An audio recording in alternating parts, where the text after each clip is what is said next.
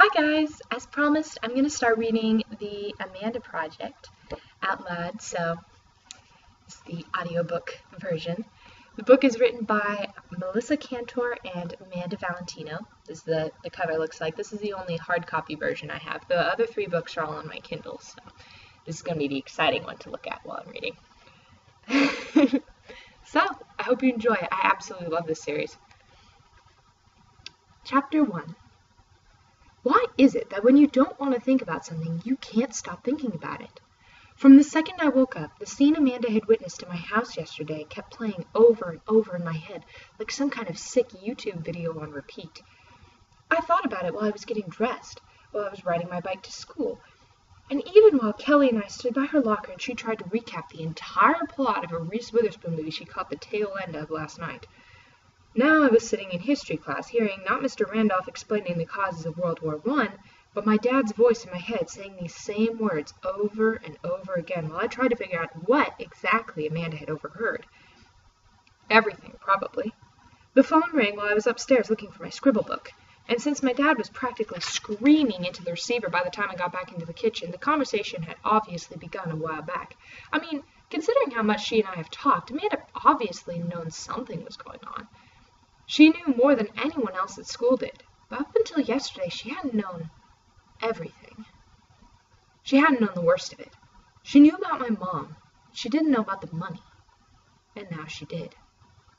The crazy thing was she hadn't seemed surprised. It was almost as if she had guessed a long time ago. Which is why, yes, the assassination of the Archduke is the catalyst, but not the cause, per se. I'm usually kind of into Mr. Randolph's class, even though I'm not exactly what you'd call a history buff. He's really nice and patient, he explains everything clearly, and he's one of the only teachers at Endeavor who actually prepares me for the test he's going to give. Still, there was no way I could concentrate on this morning's lesson. I shook my head and straightened up in my chair, clicking some lead out of my mechanical pencil. Perhaps if I resembled an attentive student, I would become one. Did you all write that down? Entangling alliances. If you remember nothing else from today, remember that. The board was covered in notes, but Mr. Randolph had found room to write entangling alliances in letters almost 6 inches high, and he underlined entangling about 50 times. I rolled my eyes and began to copy down the crucial phrase. No doubt entangling alliances was the only thing I was going to be remembering from today's class. Too bad I had no idea what they were or who had them. Just as I started writing alliances, Lexa Booker, who was sitting next to me, slid a crumpled piece of paper across my notebook. I palmed it expertly. Heidi and I have had enough classes together that I can pretty much make a note from her disappear in a nanosecond, and finish the word. Then I carefully unfolded the paper. Let's wear green Saturday night. I looked up. The desks in Mr. Randolph's room are on a big horseshoe, and Heidi was all the way on the other side of it, but her eyes met mine and she raised her exquisitely shaped eyebrows. I nodded almost imperceptibly, grateful to have something to think about besides Amanda knowing even more about my screwed-up family than she had last week. This Saturday's party was going to be amazing. And the I-girls, Kelly, Heidi, Tracy, and yours truly. Okay, I briefly spelled my name with an I, but not anymore. The reigning queens of 9th grade were going in green. That was cool. I have a dark green fitted t-shirt, and once when we all went to the movies, I wore it. Lee was there, and he said my eyes looked really pretty when I wore green. Thinking about Lee, I felt my face go pink, which is what happens to redheaded Irish girls when they're embarrassed, or scared, or hot, or just the slightest bit nervous or uncomfortable. Basically, between 20 and 10,000 times a day. Callista Leary? My head shot up at the sound of my full name. Had Mr. Randolph noticed the note going around the horseshoe? Some teachers, if they catch you passing a note, make you read it out loud to the class.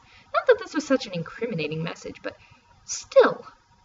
Then I realized it was a woman's voice that had said my name, and Mr. Randolph wasn't even looking at me. He, along with everyone else in the room, had turned toward the door where one of the secretaries from the main office was standing. That's me.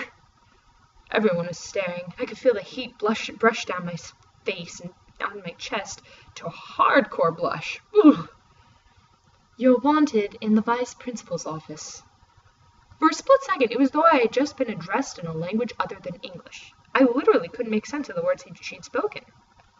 I said stupidly. You can take your things," she added, bobbing her head with its tight bun. "You won't be coming back this period." As if my befuddlement were written on my face, Mr. Randolph said, "You'll get the notes from someone tomorrow, Callie. Go with Mrs. Leong for now."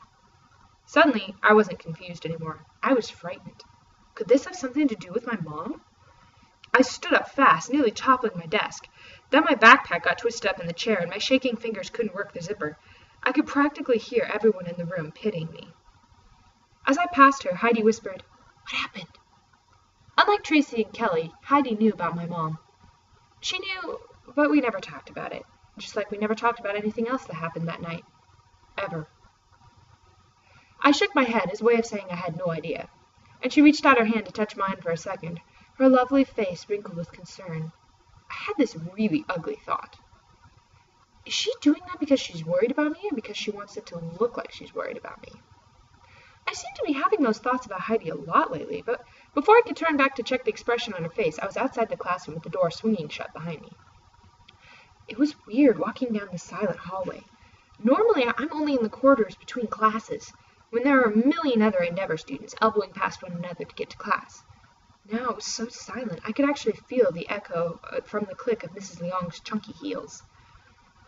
I noticed a corner of an old homecoming banner had come loose, the heavy blue felt swaying in a breeze I couldn't feel. "The Enders, we don't got spirit, we are spirits." How had anyone ever thought having a ghost for a mascot was a good idea? And why did I have to be reminded of ghosts now, when for all I knew I was about to find out that my mom was... Mrs. Leong pushed open the door to the main office. Here there was no hint of the silence in the hallways. A dozen phones seemed to be ringing at once. A Xerox machine was going about 100 miles a minute, and at least 2 other secretaries were busily typing away on their computers. It was like I was in the headquarters of a major corporation instead of the office of Endeavor Unified Middle and High School. Remembering Amanda's suggestion for a new school motto, "We don't stand a ghost of a chance," momentarily held my anxiety at bay, but my stomach sank as Mrs. Leong gestured toward Vice Principal Thornhill's office. "Go in. He's expecting you." I had a second to consider the irony that it was Mr. Thornhill who was about to witness my getting the worst possible news about my mom. For no good reason. My dad totally hates him.